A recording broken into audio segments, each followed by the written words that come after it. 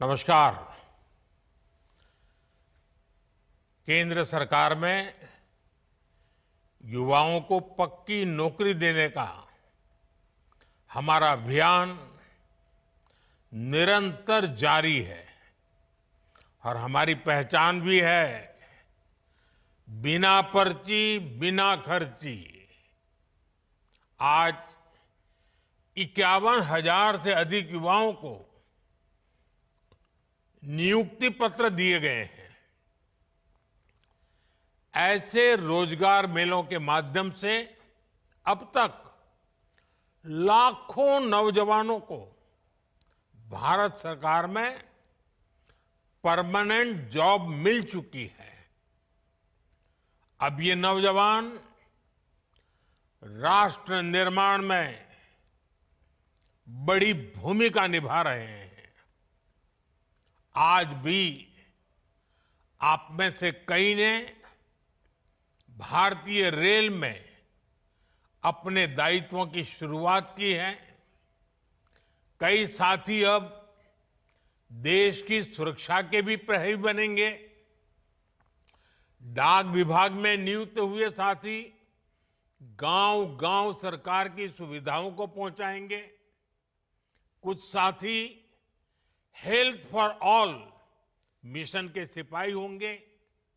कई युवा financial inclusion के इंजन को और तेज करेंगे और बहुत से साथी भारत के औद्योगिक विकास को नई रफ्तार देंगे। आपके विभाग अलग अलग हैं, लेकिन ध्येय एक है। और वो कौन सा ध्येय? हमें बार बार याद रखना है, एक ही ध्येय है। विभाग कोई भी हो, कार्य कोई भी हो, पद कोई भी हो, इलाका कोई भी हो, एक ही ध्येय, राष्ट्र सेवा। सूत्र एक, नागरिक प्रथम, सिटीजन फर्स्ट। आपको देश के लोगों की सेवा का बहुत बड़ा मंच मिला है। मैं आप सभी युवाओं को जीवन के महत्वपूर्ण पड़ाव पर इतनी बड़ी सफलता के लिए बहुत बहुत बधाई देता हूं। आपकी इस नई यात्रा के लिए मेरी तरफ से आपको बहुत बहुत शुभकामनाएं हैं।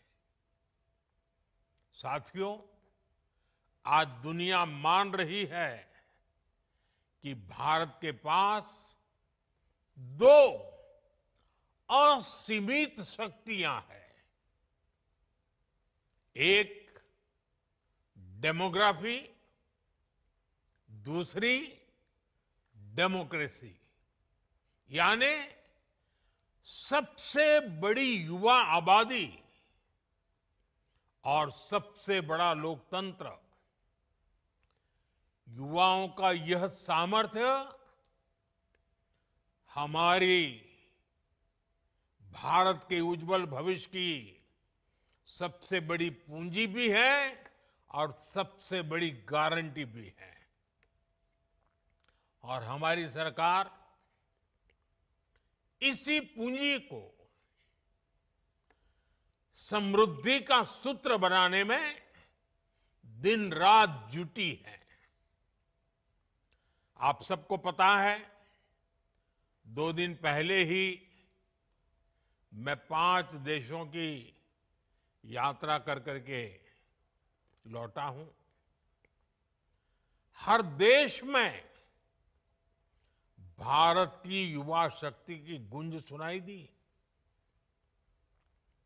इस दौरान जितने भी समझौते हुए हैं, उनसे देश और विदेश दोनों जगह भारत के नौजवानों को फायदा होना ही है। Defence, pharma, digital technology, energy, rare earth, minerals,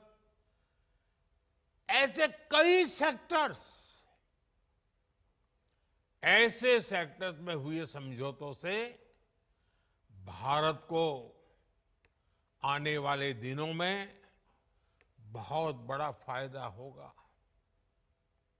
Bharat के मैन्युफैक्चरिंग और सर्विस सेक्टर को बहुत बल मिलेगा। साथियों, बदलते हुए समय के साथ 21वीं सदी में नेचर ऑफ जॉब भी बदल रहा है। नए नए सेक्टर्स भी उभर रहे हैं। इसलिए बीते दशक में भारत का जोर अपने युवाओं को इसके लिए तैयार करने का है और इसके लिए अहम निर्णय भी लिए गए हैं। आधुनिक जरूरतों को देखते हुए आधुनिक नीतियां भी बनाई गई हैं।